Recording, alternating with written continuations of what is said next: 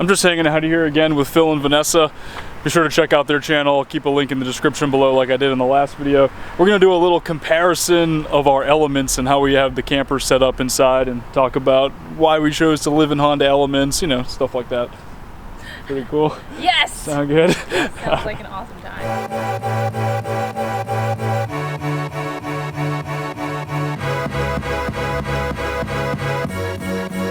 So this is our element setup. This is just the bed. Ours is clearly not like Nate's. It doesn't convert to anything. It's just a bed all the time. Yeah.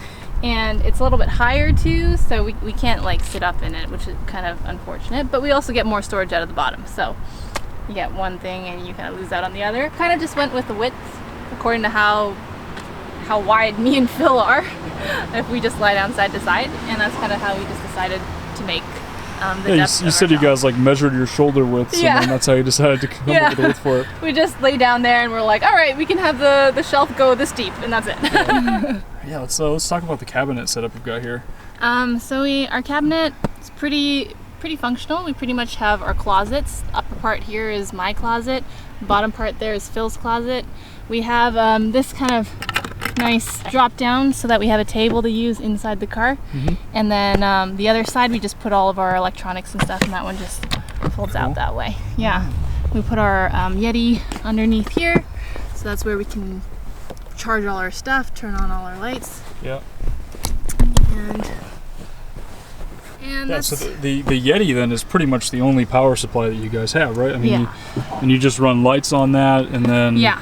So we've got our fan. Roof lights. The fan is a USB charge, so we just plug that in at night if we need it, and then it holds the charge for like pretty much a good couple hours. So we'll fall asleep to it, and it's enough for us. And phones and stuff, cameras, it's all sufficient. Laptops, maybe about a half a charge on the laptop, and then that's pretty much dead. And then you can recharge the Yeti when you're driving around, right? Exactly, that's pretty much how it works. Yeah, and we drive a lot, so it's never been a problem of it like running out. Our storage is, we needed the platform to be higher. Compared to Nate's car, ours a lot higher than his. Yeah. So one upside is, he could sit up in his car, and me and Vanessa, we can't. So we always have to like lay down all the time. But there's a laundry bag. This is where we put it. We're gonna do laundry pretty soon. And this is where we keep all the camping gears and everything. Yeah. Got a climbing rope, a tent, sleeping bags in there, climbing gears, hiking sticks.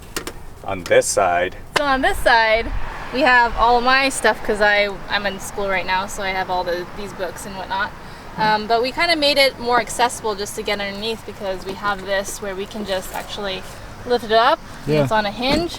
So if we need to grab anything underneath, we can just bring that other seat back and hold it up, and then grab everything from our camping box and bin in there, or like our toolbox here, or shoes and jackets that we kind of have all stored underneath. Yeah, sometimes we have to access stuff that's kind of like more in the middle here, and it's a little bit harder to get to. So we actually did cut a hole inside the middle of the platform where we can just lift that up and kind of grab some of the clothes and other things that like my hair dryer and everything. Wow. Everything underneath there, and we kind of just put these planks of wood to hold up this piece, and it works out super well. Like, it makes it super accessible.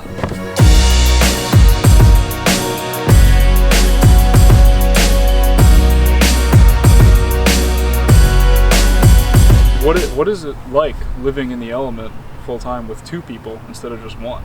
Yeah, I think the biggest trouble actually is not even about the living in the element. It's just like having two people, one car, and it being your vehicle and your home. Yeah. So like having to like, you kind of talked about it before with us, like juggle like going to school, going to work, doing the things you want to do, and then having to like deal with the car just being like one vehicle and our house. It's a lot of compromising, a lot of coordinating your day, planning out and stuff like that, so you know exactly where you're going to be. Especially, we're not traveling, so it's I mean, I wouldn't say it's difficult, but it's definitely a lot more planning involved before. Otherwise, with the like two people in the element, I think like we tried to design it to have enough room for both of us. Like, I mean, you saw with our closets, we had like the space for each of us. Already designated, already set up. Yeah. You have storage that's easily accessible underneath and stuff like that, which is a little bit better, and then obviously the bed is wider than mine, so you have that extra space to be able to comfortably sleep at night. Yeah, exactly. Yeah, I mean, you know,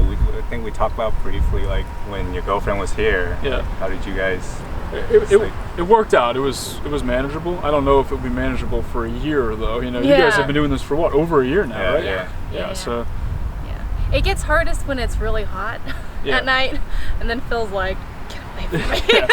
But fortunately, the weather here is like pretty much perfect all the time for the most part, except for like the dead of summer. But for the most part, it's. I mean, that's like 3 days out of all the year. Right, so, right. I mean, and then like when it's winter, it's better because then you have someone there that's like a living heat source. Right. I suppose that is one thing that like we have to think about a little bit. Yeah. If we're like parked on a curb, then like, you know, one of us will roll into the other person. It'll be like half of like on half the bed, like up against the wall or something. Yeah. Like that. So it's a little more awkward with 2 people. I don't know. The good thing is like she goes away a lot for whatever, I don't know, for school stuff, and so I do once every few months I do get the car all get to the my house to yourself. Yeah. And by that point, it's like really spacious. Yeah. You can like spread out, well, not spread out like this, but you know. Pretty much. It's a pretty big bed in Spread there. out like this. Small, Yeah, it's pretty nice when you're one person. I know that Phil just wants you to leave more. So yeah, it's awesome. It's pretty good. Yeah, it's comfortable though. It's a lot more comfortable, I think people realize. Yeah. For sure. Yeah. What made you guys decide to do this full time? High rent. Yeah. High rent. You were saying what? Like a 1-bedroom around here is like 2,000. It's like a studio is definitely 2,000 a month. Yeah. Wow. Yeah. It was pretty crazy, and it kind of just worked out because our roommates had signed a new lease and we're moving away, and we didn't want to move that far, so we were like, well, I mean, there's no time like the present, so we might as well just go for it. Yeah, exactly. Yeah. What made it a lot easier is we've done this before, but in Australia for 4 months. So so the decision and, you know, how it's gonna work, it wasn't. We don't have to, you know, plan or put too much thought into it. Yeah. It was just like, oh, we could do this. Yeah. You didn't have that much stuff. You said you didn't really have any furniture or anything to get rid of. You were pretty much like ready to make that move when the time came, and it just worked out. Exactly. Yeah. And now you're saving $2,000+ a month. Right. Yeah. It's great.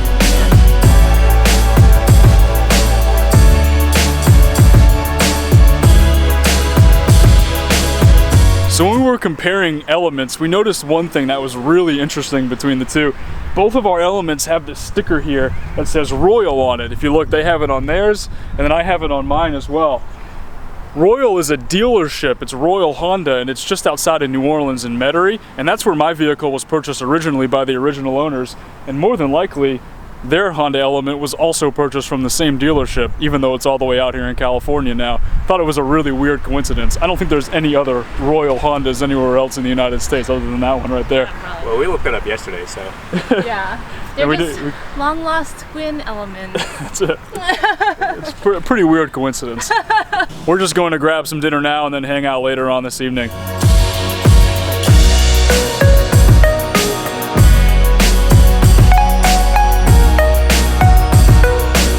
So dinner ended up being pretty great. This is Ryan here.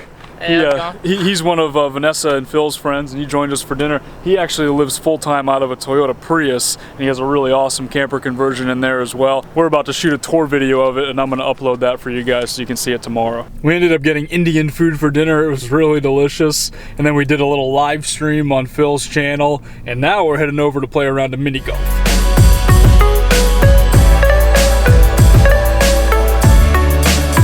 Look at this mini golf hole. This has got to be like the coolest mini golf course I've ever been to. It's amazing.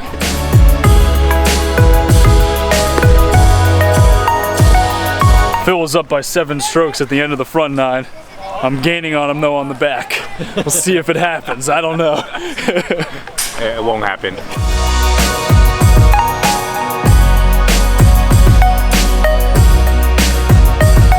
Look at how long this mini golf hole is. They're all the way down there. It's got to be like over 100 feet, maybe even longer than that.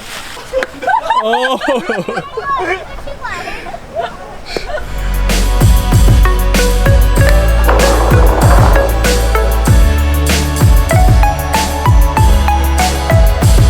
Down by 4. We're on the 18th hole. Phil's got the lead.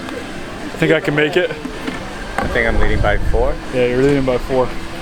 One hole. This is a really big volcano, so I don't know. It is a pretty crazy hole, though. Anything could happen. Any of us could screw up really bad. Yes! Oh, dang! The chance is on! Hole in one on 18. Pressure's on Phil. Oh! So close! It's just to tie it. I got a 1.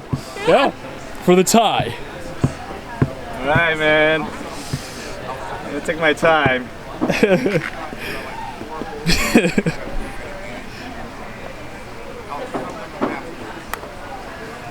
Got it.